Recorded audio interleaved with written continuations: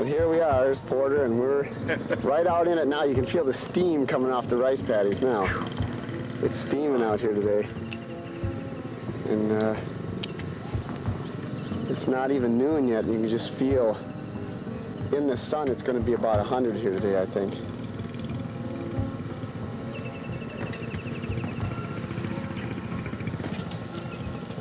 You are in the middle of a rice paddy, right, and there's the mountain, and it's 34 years later, and what do you think? Walking these rice paddies reminds me of the quiet, hot, still days that we had.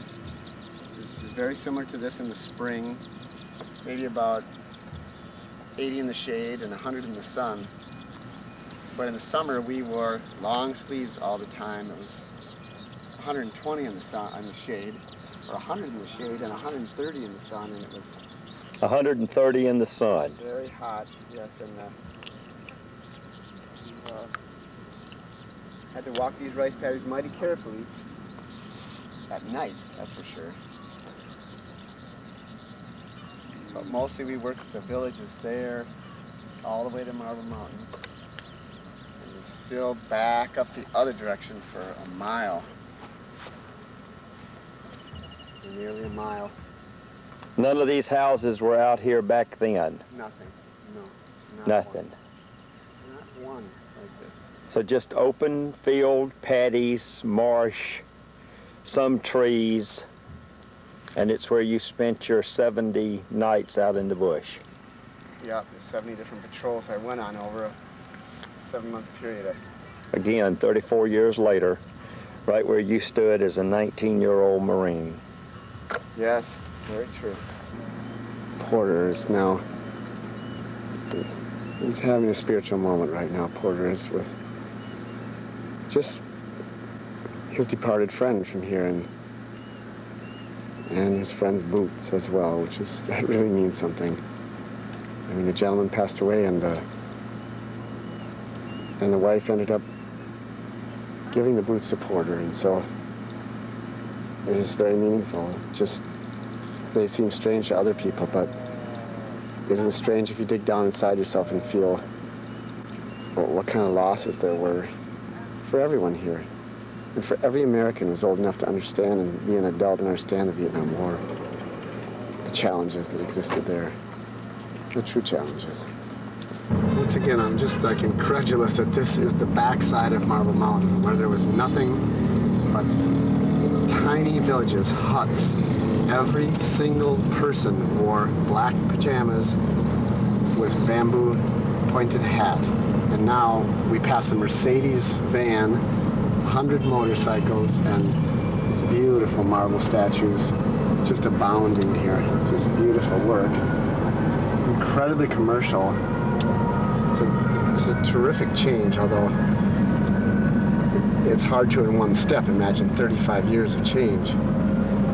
But that's precisely what's happened here in the Marble Mountain area.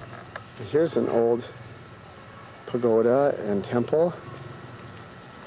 And this is more like, a little more like a very main road that we'd see before. But of course there were no motor vehicles. The Han River, I think, has changed. My theory is here that the Han River has risen, and it's more backwater now than it used to be decades ago.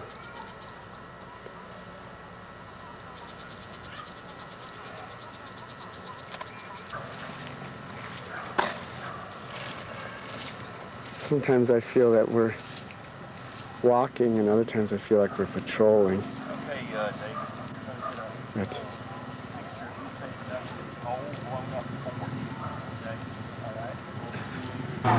this is a very big moment. We are at China Beach now, and this wonderful gentleman in these pictures that I'll show him with us before, these two men were both fought for South Vietnamese Army.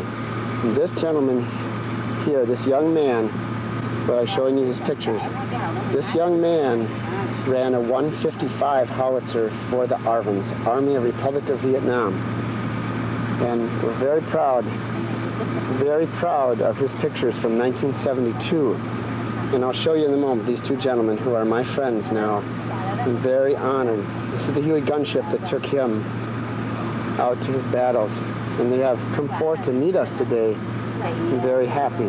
One more picture. A very handsome young man. You handsome man. Very proud of you. Okay, now. Jeff and his Marine and Army friends at China Beach. And there's one of the symbols of our trip. This man is signifying. He's a very proud warrior.